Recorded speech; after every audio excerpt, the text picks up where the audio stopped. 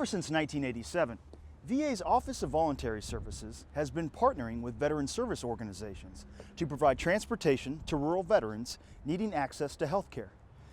Today, volunteer drivers and transport coordinators are at work all across the country, seeing to it that these veterans get where they need to, when they need to, in both safety and comfort.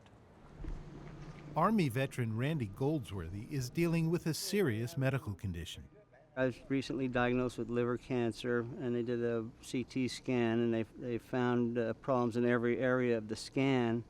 And so I have to go back up to Portland and get a body scan. Radio 1190 and 102.3. It's now 2:30 a.m., and after spending the night at the White City VA in Southern Oregon, Randy is setting out for the long journey to Portland.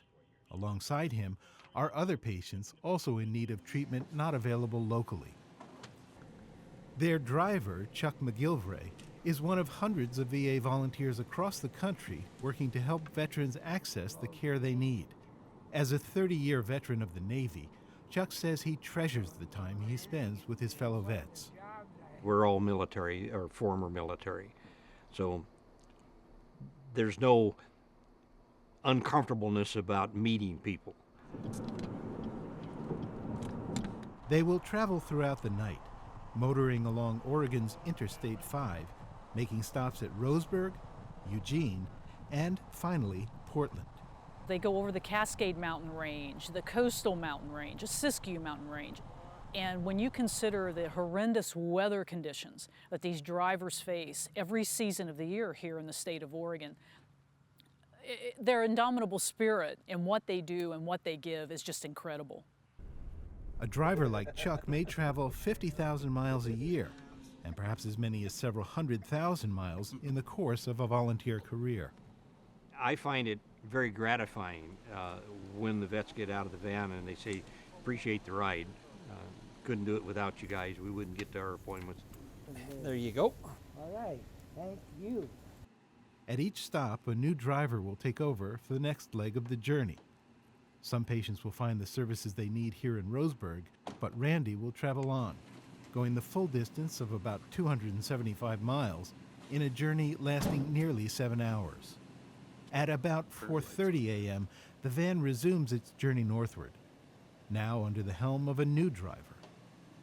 Ahead in Portland, Wanda Janis is volunteering transportation logistics support as a commander assigned by disabled American veterans to work with VA staff coordinating services for inbound and outbound patients. Veterans Transportation Service, this is Wanda. How can I help you? They coordinate all the drivers. They work with voluntary service staff to ensure that all of the volunteer training requirements, physical exam requirements, are handled. They ensure the daily travel logs. They ensure that the pre-ops and the maintenance on the vans are done or work orders are done. So they essentially coordinate that piece of the pie in the volunteer program.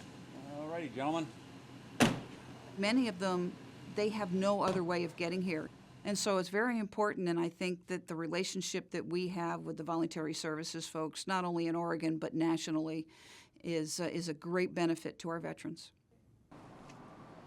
Dawn has not yet broken as Randy onboards for a third time on his journey to Portland. The new driver is Marine Corps veteran Rick Nelson. Of all the things that I've done, this is probably the most rewarding thing I've ever done. You know, you get up in the morning at 5 o'clock and it's cold and rainy outside and your back hurts and you think, oh, what am I doing this for? Then you get up here to Portland and you see some kid with no legs or missing an arm and a shoulder and you think, boy, life's been pretty good to me. I spent 16 months in Korea and never got a scratch. These guys are hurting.